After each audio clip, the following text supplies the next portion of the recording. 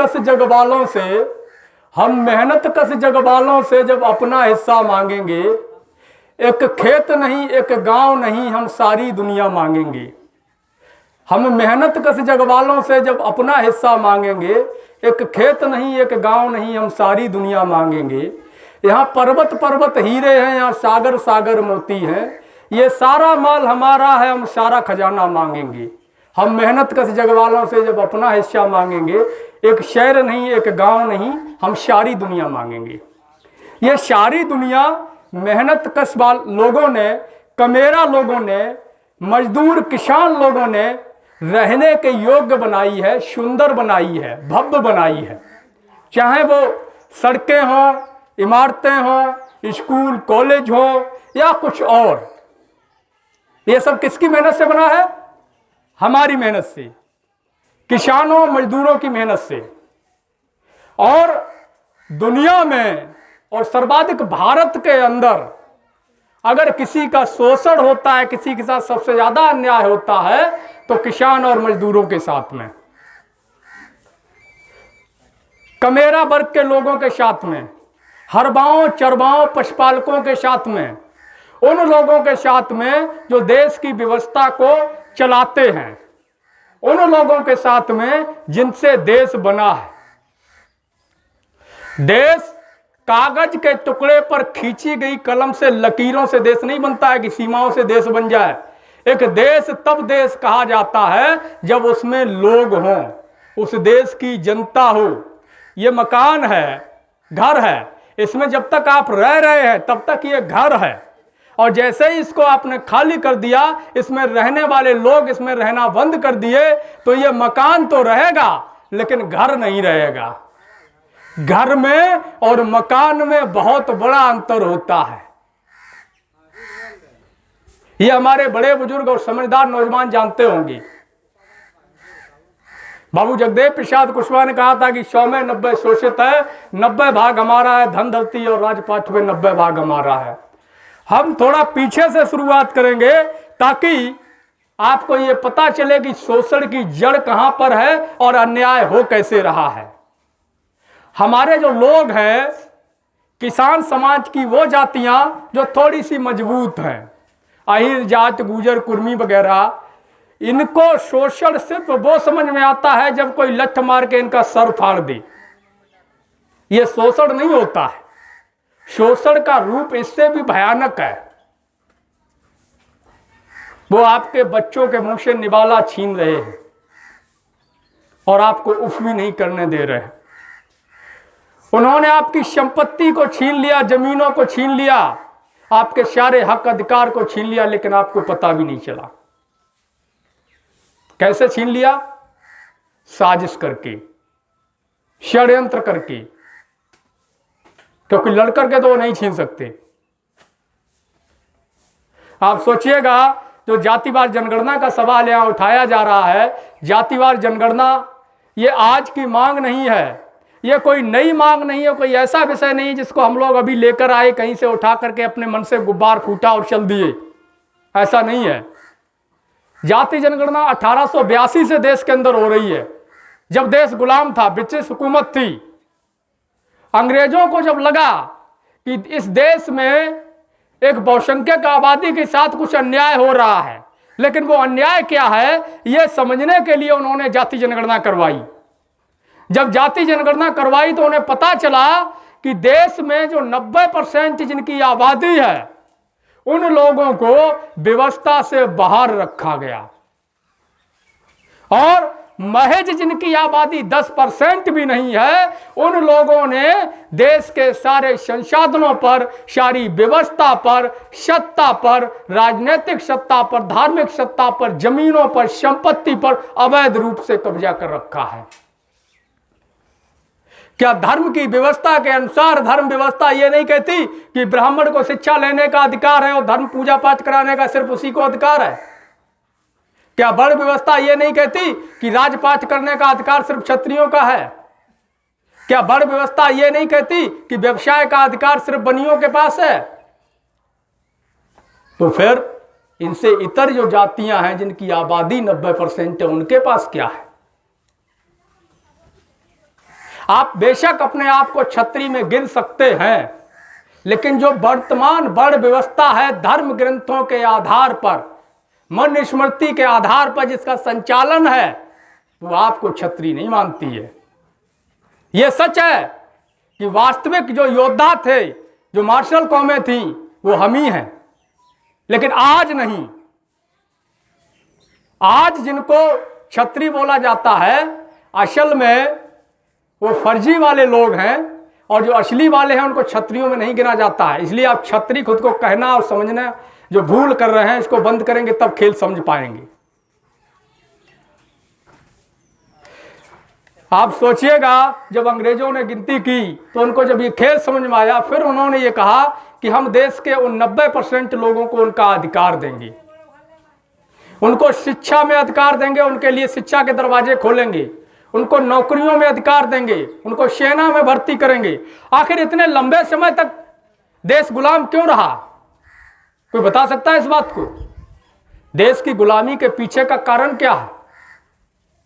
देश की गुलामी के पीछे का सिर्फ एक कारण था, वो ये कि देश की 90% आबादी को दुश्मनों से मुकाबला करने से वंचित रखा गया, उसकी शक्ति का उपयोग नहीं किया गया।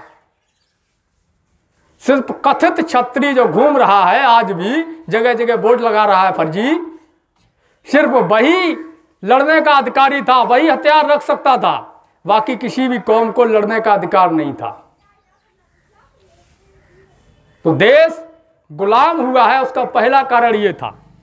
और इससे भी बड़ा एक कारण है, वो ये है कि जिनको हमारा समाज अपना अगुआ मानता है, मार्गदर्शक मानता है, आइडियल मानता है, उन लोगों ने देश के साथ बड़े लेवल पर गद्दारी की। उन लोगों ने हमारे देश का भेद, यहाँ के शासकों का भेद, यहाँ की जनता का भेद, यहाँ की व्यवस्था का भेद विदेशियों को दिया चंद पैसों के लालच में। जब देश में मुगलों की हुकूमत थी तो इन्होंने कभी नहीं कहा कि मुगलों भारत छोड़ो। क्यों? क्योंकि मुगलों ने इनको अपना मंत्री संतरी दरबारी बना रखा था। अकबर के जितने दरबारी नवरत्न थे सब कौन थे? मिश्रा, दुबे, तिवारी, चौबे, पांडे, उपाध्याय। वहां माल खजाना मिलता था। क्यों कहें मुगलों भारत छोड़ो? फिर अंग्रेजों ने भी लगभग 100 साल शासन कर लिया, तब भी इन्होंने नहीं कहा कि अंग्रेजों भारत छोड़ो। लेकिन जैसे ही अंग्रेजों ने यह कहा कि हम वंचितों को उनका अधिकार देंगे, हम पशुपालकों को, किसानों को, कमेरों को उनका अधिकार देंगे, जिनको आज ओबीसी, एससी, एसटी कहा जाता है, पिछड़ा वर्ग कहा जाता है, दलित, आदिवासी कहा जाता है, उन्होंने कहा हम इनके बच्चों को पढ़ाएंगे, इनके बच्चों को नौकरी में जगह देंगे, इनके बच्चों को मताधिकार देंगे, ताकि ये अपना वोट डाल सकें, वो अपना प्रतिनिधि चुन सकें। वैसे ही इन्होंने कहा कि अंग्रेजों भारत छोड़ो। क्यों? जब एजुकेशन की व्यवस्था की शुरुआत हुई, जब अंग्रेजों ने कहा कि हम जो वंचित समाज है इनके बच्चों को पढ़ाएंगे, तो सबसे पहले बाल गंगाधर तिलक ने कहा कि अहीर, कोयरी, कुर्मी के बच्चे अगर पढ़ेंगे तो बिगड़ जाएंगे। सच बताना, जो बच्चा पढ़ाई लिखाई करता है वो बिगड़ता है या सुधरता है? सुधरता है ना। कहावत भी है कि पढ़ोगे लिखोगे बनोगे नवाब, और खेलोगे कूदोगे बनोगे गंवार। हालांकि आजकल खेलना कूदना भी बहुत जरूरी है। ये कहावत भी थोड़ी सी गलत है, लेकिन समझाने के लिए बोल रहा हूँ। खेलने कूदने में भी हमारे बच्चे नाम कमा रहे हैं देश दुनिया में, गलत नहीं है वो भी, लेकिन तरीके से। उसके बाद जब मताधिकार लागू हुआ, फिर इन्होंने विरोध किया। फिर उन्होंने कहा कि अहीर, कोयरी, कुर्मी के बच्चे क्या, जो ये लोग क्या है, सदन में जाकर के वहां संसद में हल चलाएंगे। आप समझिएगा इसका सीधा मतलब क्या होता है कि इन लोगों को सत्ता चलानी नहीं आती, इनको सत्ता में कुर्सी पे बैठने का अधिकार नहीं है। जिन बीपी मंडल की वजह से आपको मंडल कमीशन मिला, और जिनकी वजह से आरक्षण मिला नौकरियों और शिक्षा में, जिनकी वजह से आप रिजर्वेशन और व्यवस्था मंडल कमीशन की आने के बाद से ही स्कॉलरशिप और तमाम तरह की सुविधाएं मिली हैं, जिसको देसी भाषा में वजीफा भी बोल सकते हैं, वो भी मिला है। BHU या DU या JNU जैसी यूनिवर्सिटियों में आपके लिए अलग से छात्रावास बनाए गए ताकि आप वहाँ निःशुल्क रह करके पढ़ाई कर सकें। आप सोचिएगा कि जब वही BP मंडल बिहार के मुख्यमंत्री बनते हैं, और मैं आपका भ्रम निकालने के लिए बता दूं कि BP मंडल साहब जो थे वो यादव समाज से थे और मुरहू स्टेट के राजा थे, कोई मजदूर वर्ग के व्यक्ति नहीं थे, मुरहू स्टेट के राजा थे। जब वो मंडल आयोग के चेयरमैन बने, बिहार के मुख्यमंत्री बने और सदन में चर्चा हुई, तो उस समय संयोग से जो बिहार में रिफाइनरी है, रिफाइनरी में लीकेज हो गया और उसका पानी, वो तेल गंगा के पानी में मिल गया। अच्छा, तेल क्या होता है? पानी में अगर आप तेल डालोगे तो मिलता तो नहीं है, तेल अलग रहता है, ऊपर रहता है, पानी नीचे रहता है, यही होता है ना। प्रैक्टिकल कर सकते हो जिसको कोई शंका हो, ठीक है। फिर उस पानी में जो तेल है उस पर अगर माचिस की तीली से आप आग लगाओगे तो मात्रा ठीक है तो आग लग जाती है। अगर मात्रा तेल की ठीक है तो तेल आग पकड़ लेता है, तेल ही जलता है, पानी नहीं जलता है। तो वही हुआ कि तेल जो है रिफाइनरी का गंगा में चला गया और किसी कारणवश कैसे वहां आग लग गई। किसमें? जो गंगा में तेल चला गया था उसमें। तो सदन के अंदर विनोदानंद झा जो ब्राह्मण जाति से था, जो उस समय का बड़ा नेता हुआ करता था विपक्ष का, पता है उसने क्या कहा था? ये रिकॉर्ड में है, ऑन फ्लोर में उसने कहा कि अगर एक शूद्र मुख्यमंत्री बनेगा तो गंगा में आग लगेगी। अब आप कल्पना कर लीजिए, आप कहां हो? आप तो कोई राजा भी नहीं हो। आप यादव जरूर हो उनकी जाति वाले, लेकिन राजा तो नहीं हो। जब एक राजा जो खुद में एक राजा था उसके बाद मुख्यमंत्री भी बनता है, मुख्यमंत्री होते हुए उसको शूद्र बोला जाता है। बहुत पीछे मत जाइए, याद करिए जब 17 में अखिलेश की सरकार गई और योगी आदित्यनाथ CM बने तो CM आवास को गंगा जल से धुलवाया गया था। अरे जब एक शूद्र बैठेगा तो गंगा जल से ही धुला जाएगा। हालांकि हम इस व्यवस्था को नहीं मानते, हम किसान कौम हैं, हम इस बात को मानते हैं। हम इसलिए भी नहीं मानते क्योंकि जो शूद्र या बड़ व्यवस्था को मानेगा वो धर्म को भी मानेगा। साथियों नमस्कार, जय मंडल, जय श्रमदान, जय जोहार। मैं अनुज सिंह विद्रोही। साथियों आप देख रहे हो मंडल यात्रा 25 अगस्त 2022 से चल रही है और 17 फरवरी 2024 तक चलेगी।